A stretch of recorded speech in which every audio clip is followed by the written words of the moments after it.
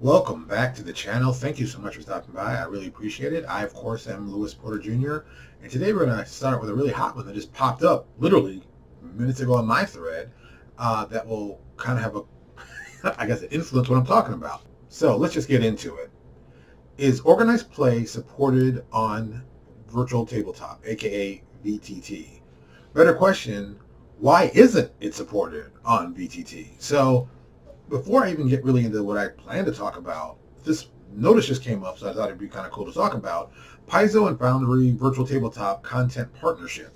So apparently Paizo's teamed up with Foundry Gaming's LLC to bring their content to Virtual Tabletop. Now, I thought this was a brilliant idea when I thought about it a billion years ago, whenever, and now actually seeing it come to fruition. I think it's great. I think this is a smart plan. I think this makes a lot of sense. I think this is what gaming companies need to do. And even, I'll say, take it one step further. And this goes to the title today, organized play. It was funny. Today I was just thinking about, I'm like, wow, if you could combine virtual tabletop with organized play, I'm pretty sure you could probably do pretty well in the space. And I really started thinking about it. I was like, well, is anyone really doing that? And like the only one that I saw from Baldwin Games, they're doing, not really organized play, but VTT on their site. And they do their own version of, I guess, organized play. But still, like no one's really doing it. And I was like, oh, that might be the coolest thing, because here's the problem with organized play. It's always been the whole keeping of character sheets and what adventures did you play and da da da. But if you do it digitally, this takes a lot of that out of their hands. It goes from being just a paper-intensive information to you can do it online and check. Oh, did you play this adventure? Yes. What did you do during this adventure? I did this. You got this reward. So this could make organized play very viable and kind of, I don't use the word inexpensive, relatively speaking, but if you get someone who knows virtual tabletop and you can make your own custom stuff and make your own custom adventures, this shouldn't be a difficult leap to do some version or some kind of, I'll say, edition of organized play, because really the rules are the rules, and most of them is based on a point-based system. So I'm just talking for myself because this works well for me. Mutants and Masterminds, I always thought would do organized play. Point-based system, superheroes, it kind of fits everything you need for a really good organized play.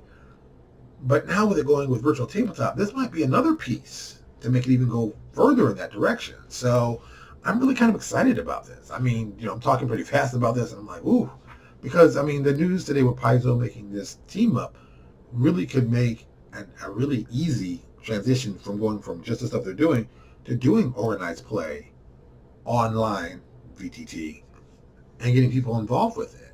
And, it doesn't matter where you go, your character sheet's always online, so you don't have to worry about that. So would that be something they would do?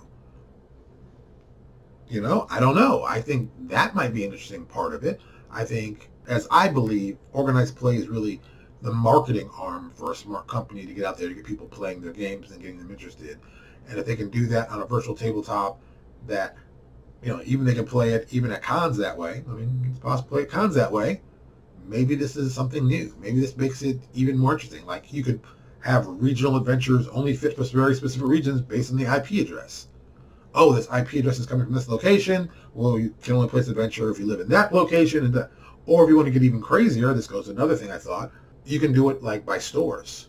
We have very specific adventures. You can only play these specific stores. And if you go to these stores, you play these adventures and you pick up XYZ, you do, and something like, and that's how you get stores involved with this. It's always been a thing to me to find some way to get organized play, the stores, and the publishing companies together working in a positive way that gives us a reason for people to come to the stores, to get stuff, to interact with other people, and just, because let's be honest, gaming stores need something like this. They need to find some way to get people to come to them on top of just the usual stuff. And if some way you can do, maybe playing adventures there, you could do that. Even on your computer, you still get that kind of feel. And maybe, I don't know, maybe they offer discounts, maybe they offer like a club or something. There's something that the retailer gives you to make you want to stay longer and purchase things there.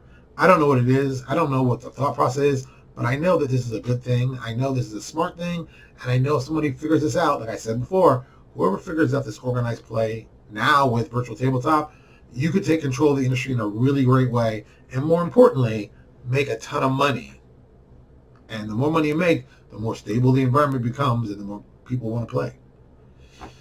What can I say? It's kind of an interesting time. I'm just like I said, it's so weird. I was thinking about the topic today and boom, weird piece of news pops up. Hey, I love this industry. It's always something interesting. Thank you so much for watching. I really appreciate it. Do us a favor. If you like what we talked about, leave us a comment below. Leave us a like. Hell, leave us a dislike if you hated us. We're good with that too. Thank you so much. We appreciate it, and we will talk to you probably later. Yeah, definitely later.